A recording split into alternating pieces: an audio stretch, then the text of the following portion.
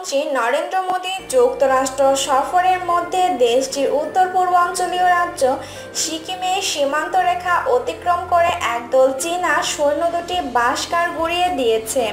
সোমবার এই ঘটনার পর ভারতীয় সেনা সদস্যরা বাধা দিলে চীনা সৈন্যরা পিছু হটে বলে ভারতের সেনাবাহিনীর একজন জ্যেষ্ঠ কর্মকর্তা জানিয়েছেন।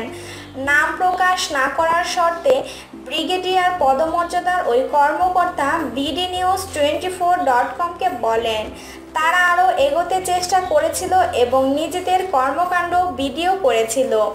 আমরা তাদের আটকাই এবং পিছু হটিয়ে দিই, তবে আমাদের বা তাদের কেউ গুলিবর্ষণ করেনি। সেখানে কোনো গুলিবর্ষণের ঘটনা ঘটেনি এবং এমন পরিস্থিতি নিয়ন্ত্রণে রয়েছে বলে জোর দিয়ে বলেন ভারতীয় ওই সেনা কর্মকর্তা। এই ঘটনা নিয়ে দুই দেশের পররাষ্ট্র মন্ত্রণালয়ের মধ্যেও আলোচনা হয়েছে। ভারতীয় সেনাবাহিনী বলছে, চীনাদের অস্বাভাবিক আগ্রাসী ভাবের কারণে সিকিম সেক্টর উচ্চ সতর্কতা জারি করেছে তারা। এ বিষয়ে চীনা কর্তৃপক্ষের কোনো বক্তব্য পাওয়া যায়নি।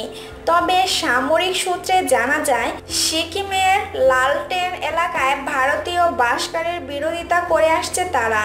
বাসকারগুলো তাদের সীমান্তর মধ্যে পড়ছে বলে দাবি চীনাদের। এই মাসের শুরুর দিকে তিব্বতের মানস সড়কমুখী 47 জন ভারতীয় পূর্ণতিকে আটকে দিয়েছিল চীনা সৈন্যরা।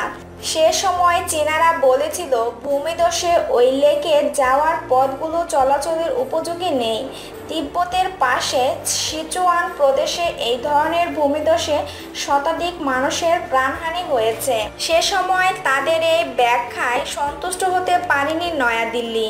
সীমান্তে চীনারা কঠোর অবস্থান নিচ্ছে বলে সন্দেহ থেকে বিষয়টি বেজিংয়ে তোলা হয়েছে। এছাড়া ভারতের প্রধানমন্ত্রী নরেন্দ্র মোদী এখন যুক্তরাষ্ট্র সফর করছেন। দক্ষিণ চীন সাগরে ভারত যুক্তরাষ্ট্রের সম্মিলিত পেশি শক্তি প্রদর্শনের সম্ভাবনার বিরুদ্ধে হুঁশিয়ারি দিয়ে রেখেছে চীন।